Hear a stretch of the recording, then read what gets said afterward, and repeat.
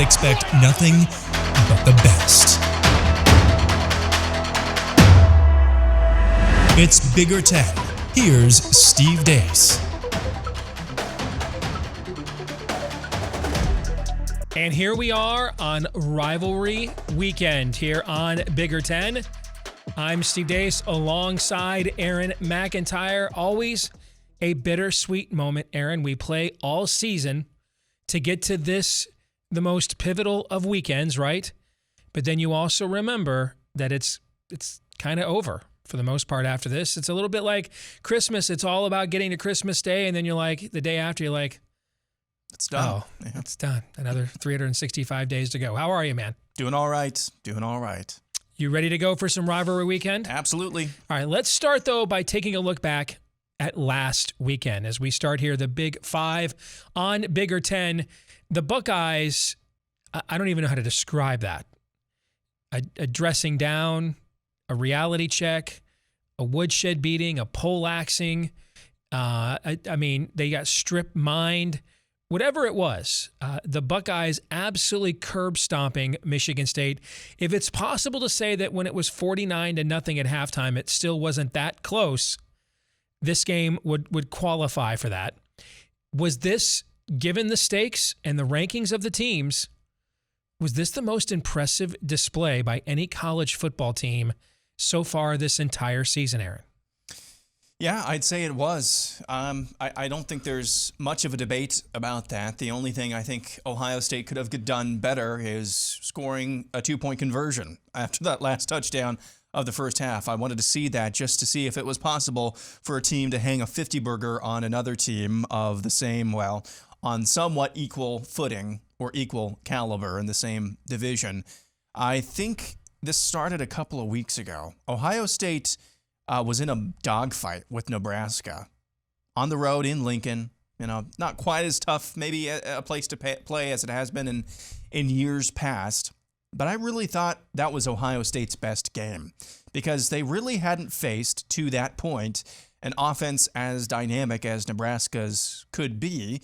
And still, they were able to get consistent pressure on Adrian Martinez, and they were able to pull away or at least secure a win at the end of the game. I thought just from the trench play, which is what I've been concerned about all year, that was their best game of the year.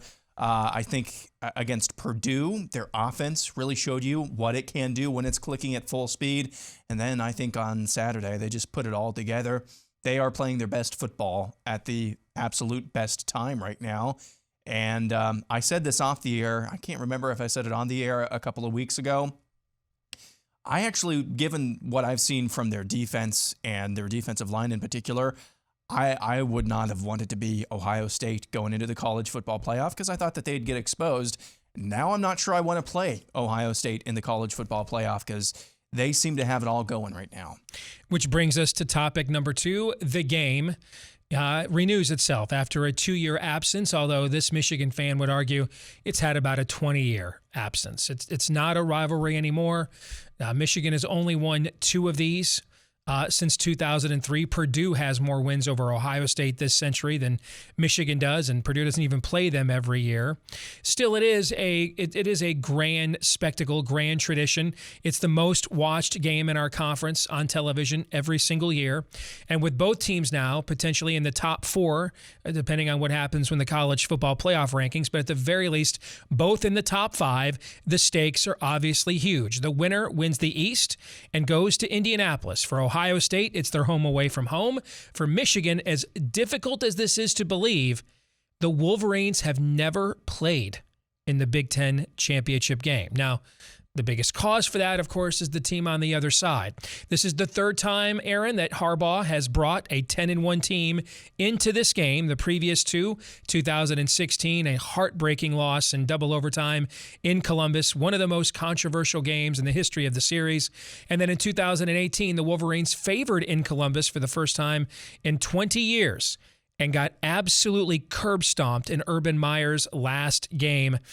So they haven't had a chance, though, to play with this signature game for all the marbles against Ohio State under Harbaugh at home.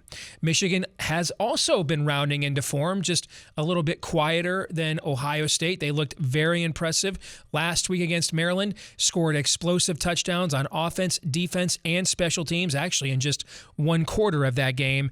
But still, both the history and what we know of Michigan in these spots has lent itself to this having about an 8-point line right now in Vegas, which is that's pretty large for a matchup of top 5 teams, and one of them's not rated number 1. And you're the home team, and you're still more than a touchdown underdog. So your thoughts on breaking this one down, which I am no longer capable of doing because I am broken from a Michigan-Ohio State perspective. As an Ohio State fan, I just said I think they're playing their best football. I think they are right now. And I don't think there's really much of a dispute about that when you look at what they're doing right now the last couple of weeks. However, if I were an Ohio State fan, I'd still be nervous. Not necessarily because I fear Michigan, but because of the situation and the fact that you still have 18 to 23, 24-year-old young men playing in this game. Here's why. You just beat a top 10, I believe Sparty was still a top 10 team number last 7. week. Yeah. And just absolutely curb stomped them. As a player, you really haven't lost to Michigan in a meaningful game in almost 20 years. You haven't lost them. You haven't. No single person in that locker room for Ohio State has lost to Michigan. Those two things together, if the coaching staff over there, Ryan Day, the side-by-side comparison between him and Urban Meyer through 35 games, it's incredible. It's a carbon copy. A carbon copy with Ryan Day, even actually a little bit better than Urban Meyer. If they're not careful to make sure these guys are completely 100% on the up and up, on the ready, on the go, ready to go from the first snap, from the opening, whatever you want to say, I would be a little bit nervous if I were an Ohio State fan. Michigan can still play fairly good defense. You know what? They've got some pretty good pass rushers over there as well. And offensively, who knows? We'll see if Michigan really has a good game plan to attack Ohio State's weaknesses, whatever those are. I still think along the line is where it's going to be at. But if they're not going to be stubborn, if they're actually going to take what's given to them, I would still be nervous, if nothing else, if I were an Ohio State fan, because of the situation that they're in right now, just scheduling-wise and history-wise. So I would say don't sleep on Michigan. That's an interesting point you just raised, because if you stop and think about it, how many Ohio State players, the last time that they didn't play last year, 2019 was a boot stomping. 2018 is maybe the worst loss Michigan's ever had in the history of the series. It's at least the worst since 1968. And Ohio State could have put up a 70-burger that day if they wanted. They still scored 60. The last time this was truly competitive to the wire was 2017. How many players on the Ohio State team, given how many of these guys go pro early, how many guys on the Ohio State team played in that game? That's part of my point. I mean, JT Barrett was still the quarterback. You know what? This is something that I'd not thought of all week long. You do just name the score against a top 10 team. Everyone's debating whether you are the best team in the country, and it's just of course they beat Michigan. It's what Ohio State does. Exactly. I hadn't even thought about that. You're expected to win and win big as well. And, when you're still dealing with 18 to 22, 3-year-old young men, that gets in between the ears, and who knows? I still cannot foresee a scenario, barring being +3 in turnovers, that Michigan can get enough points to win the game, no matter how well they can limit possessions. But is the dynamic that you're describing enough to make it a 4-quarter game? Sure. Yeah. And maybe Ohio State scores at the end to kind of put it away, maybe, and it's kind of been like a 3 to 8 point game all day long. Yeah, I could see something along those lines. Let's go to the West Division next. And it just comes, I guess Minnesota is kind of still in this now. If Iowa loses and Minnesota beats Wisconsin, and they all three now tie, there's some tiebreaker that Minnesota would actually get the bid despite losing to, I don't know. But for the most part, it's pretty simple. Wisconsin and Iowa are the two favorites right now in the West, just as they were predicted to be before the season. It took a while to get there, but here we are. But now they are both on the road. Now, Iowa was originally an underdog to Nebraska until it came out that Adrian Martinez is not going to play. So as much as he's a turnover waiting to happen, he's also basically their entire offense. Wisconsin goes on the road in the oldest rivalry in our league against Minnesota. And they did this a couple of years ago, remember, when Minnesota had that great team that finished in the top 10, and they ended up winning in the snow up there in order to win the Big Ten West. So what do you see happening here with the Badgers and Hawkeyes both on the road? The Hawkeyes are Friday, so they get to go to Nebraska for them, for their sake, hopefully get the W. And then after rooting for Nebraska last week, now turning around and rooting for Minnesota the week later, which has to make you feel a little dirty as a Hawkeye fan. So as you deduced, I believe, on Twitter, for all of the Wild West comparisons this year with Purdue adding their name into the mix, Minnesota at one point was the only team that controlled its own destiny. It still came down to Iowa and Wisconsin. So, it's just like everybody expected. And in years like this, I would just go everybody. I think Wisconsin's going to win by at least 2 scores on Saturday. I think Iowa. Now, I did hear the news about Adrian Martinez, got on DraftKings very quickly and checked to see if the line had moved. It had not, so I got down on Iowa money line. I still think Iowa could lose, though, even without Adrian Martinez. I think Nebraska is good enough defensively, and Iowa is challenged enough offensively. That might be the difference right there. So I still think Iowa will have, at the very least, a dogfight on its hands against Nebraska, and I really don't believe there's going to be that much drama in the West. Okay, let's go then. Let's assume things break out the way we assume that they will. Here is how we project Big Ten bowl assignments to go. This assumes Ohio State beats Michigan and wins the Big Ten. Wisconsin wins the West. Michigan State beats Penn State, etc. Here's what we think happens. We think Ohio State, of course, would head to the playoff. Michigan would get the Rose Bowl bid, which will go to the highest-rated Big Ten team or champion who's not in the playoff, and we suspect that's going to be Michigan. The Citrus Bowl would then take Michigan State. It's really close. Michigan State, if they beat Penn State, probably still in the top 12, but then it comes down to what's more attractive for a matchup. Is it Oklahoma in there, Oklahoma State? There's a lot going on there, but for now, wouldn't shock us if they got to a New Year's Six Bowl at 10-2, but for now we will put them in the Citrus. Wisconsin has not been to the Outback in several years. I think it's been like 6 or 7 years. So we'll put them in Tampa. Iowa goes to the newly christened Las Vegas Bowl, and the Las Vegas Chamber of Commerce is very happy about that development, okay? And then Penn State to the Pinstripe Bowl. I'll take bowl games Penn State never wants to play in for $1,000, Alex, although you have to think a lot of Penn State fans would travel to Yankee Stadium for that one. Music City Bowl, underrated, man. Nashville's a great place for Purdue. That's in the old stomping grounds of Jeff Brom as a Louisville guy. So, he's going to have a ton of people there if that were to go down. It's now called Guaranteed Rate Bowl. It's been called the Insight Bowl, the Arizona Bowl in the past. We have Minnesota going there. And then Rutgers and Illinois are playing a loser leave town match for a bowl bid. Winner is bowl eligible, loser is not. We have Rutgers winning that game on Saturday. Keep an eye on Illinois, though. Illinois plays Northwestern at home on Saturday. If they win the game, they get to 5 wins. It's looking fairly likely that we're not going to have enough bowl-eligible teams to fill all these bowl slots. In fact, I think that's almost a guarantee. Therefore, you start looking at that whole APR, academic progress rate, at-large bid you can get. Right now, it looks like Illinois actually might have the highest APR of 5-win teams. That's not quite as guaranteed, so I'd put the odds at about 50% that Illinois can get a bowl bid if it beats Northwestern on Saturday. But is there anything there you take great umbrage with or that you find interesting? Not really. You could make a small argument, but these bowls are not necessarily. There's a larger weight, I think, than what a lot of people realize about what you mentioned the Las Vegas Chamber of Commerce. What those fan bases actually bring to the table.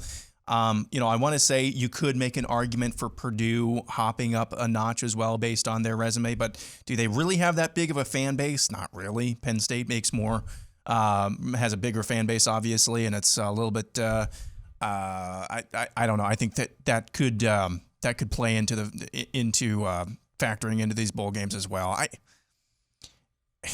Here's the thing. Do you really care much about bowl games anymore? Honestly, unless it's a big time bowl game.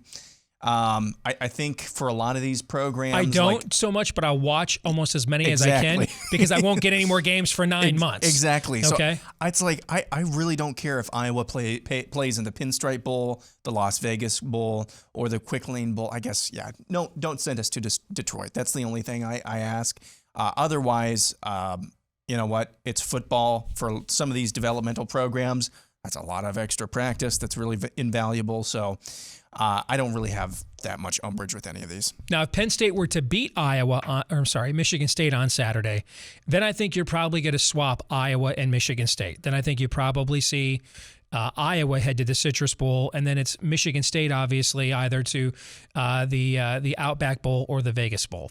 All right, let's get to what's going on in Big Ten basketball very quickly because we'll have all winter to break this down. But the Gavitt games, the Big East just, I don't know how else to put it, man, kicked our ass, Aaron, in that event.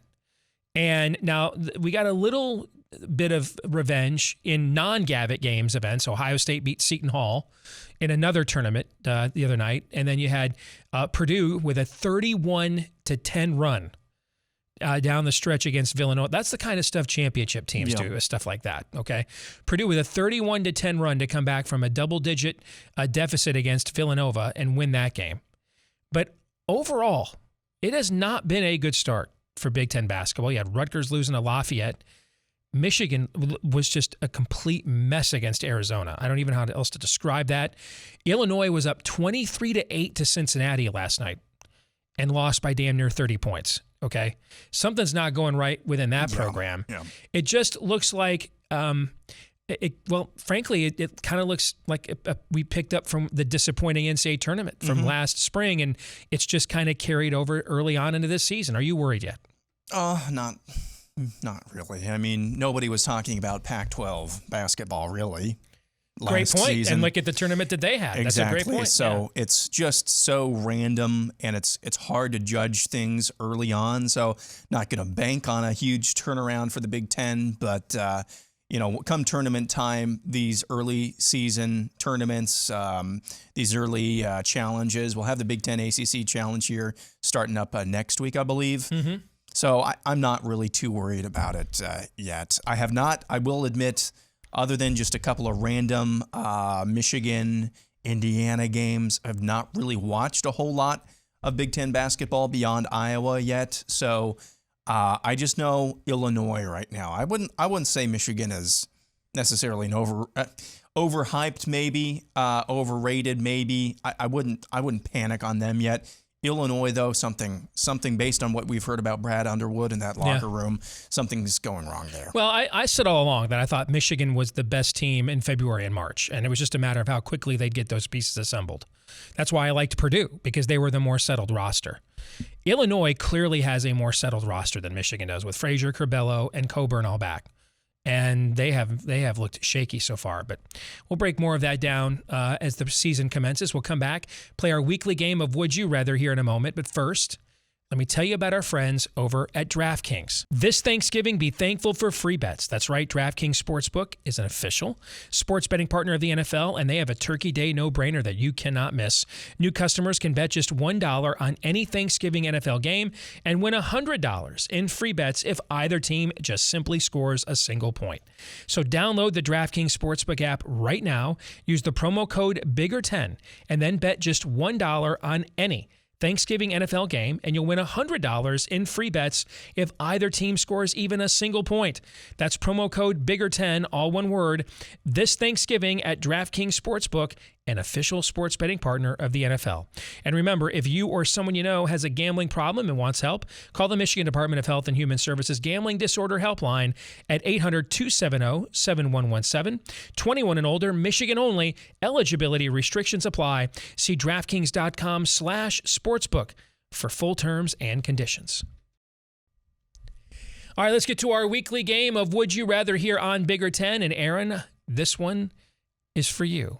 Would you rather bet Minnesota money line or Nebraska money line this weekend? Now, obviously, this is before the news of Adrian Martinez, but you had an interesting storyline before that with both teams on the road in rivalry games trying to win the Big Ten West, talking about the Hawkeyes and the Badgers. So what say you? I would rather bet Nebraska money line, and this Still? is not. Oh yeah, no, this is still not. I don't believe. I still may hedge a little bit as well. I bet Iowa money line right before the books changed the line after the Adrian Martinez news came out, but I still think Nebraska has a pretty decent chance in this game. So if they get down like 7-0, 10-0 in the game, I'm definitely going to hedge there. I could make money either way. Minnesota, I really just don't believe has that much of a chance against Wisconsin, unless Graham Mertz decides to be the Graham Mertz that we saw earlier this year, but they really haven't needed to rely on him that much. So still Nebraska money line, easy call for me. Okay. Next, if you weren't a Michigan fan, would you rather see Ohio State versus Wisconsin in the Big Ten championship game again, or Michigan versus Iowa? I'd probably prefer the latter just for something different. Or even Ohio State, Iowa. Yeah. Because let's see that Iowa secondary leading the nation in interceptions against maybe the greatest receiving core in the history of the Big Ten Conference that Ohio State has this year, where 3 guys look like they're going to get 1,000 yards, and C.J. Stroud right now, if we had to vote, I think he'd win the Heisman Trophy. So anything different. Although I think Ohio State, Iowa has a lot of intrigue. Just swapping out Wisconsin, too. I mean, because if you go with Michigan, Wisconsin, they already played this year, right? So I just think a lot of people would just like to watch something different for a change. All right, for you, would you rather pay Mel Tucker that Nick Saban money or let him go to LSU and take your chances hiring a new football coach? Basically, I'm asking you, do you give this guy the Charlie Weiss deal at Notre Dame, which Notre Dame I think is still paying for, and then you hope it works out, or do you just take your chances in the carousel and let him go? You know what? If you're gonna make a hire that's got you in the top 10 2 years in, with Mel Tucker, if that's the caliber of talent that you talent scouting that you have at your disposal, don't risk that much money. Don't risk that much money. Let him walk. He's only been around for 2 years now. That's not enough of that's a very thin file on Mel Tucker at Michigan State. Not worth the chance, I don't think, quite yet. You think so in other words, you think there's a better chance you're going to get Charlie Weiss to give him that money? Yep. I got you. Yep, Okay. exactly. Final one is for you. Would you rather bet Michigan money line this weekend or Indiana money line? Any handicapper, I think, would say I'd rather bet Michigan money line if they're being objective. My problem is I have no objectivity where this game is concerned, and it's to the negative, okay? So the answer for Steve Dace would be, because of all of the emotional baggage I currently carry, Indiana, all right? But as a handicapper, if I'm looking at it, I would bet Michigan money line. That being said, because I'm not watching the game this year, I've already got plans. I'm going to the new Ghostbusters movie. I can't do this to myself anymore. After man's got to know his limits, Aaron, and 17 years are mine, okay? That being said, on the off chance Michigan actually pulls this thing off, the amount of grief I'm going to receive in my mentions will be unsustainable.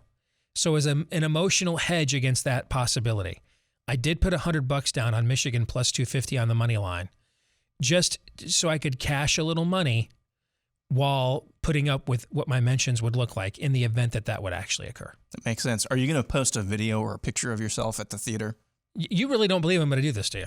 No, there's a lot of people that don't believe you're going to do this. All right. Then, yes, I will do that. Okay. You got it. Yeah, okay. That'll happen. Yep. All right, we'll come back and wrap things up here in a minute.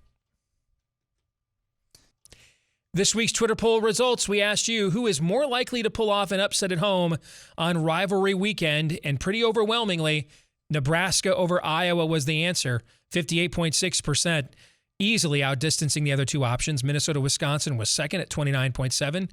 And the really smart people that follow us on Twitter know that there's not much of a chance of Michigan beating Ohio State.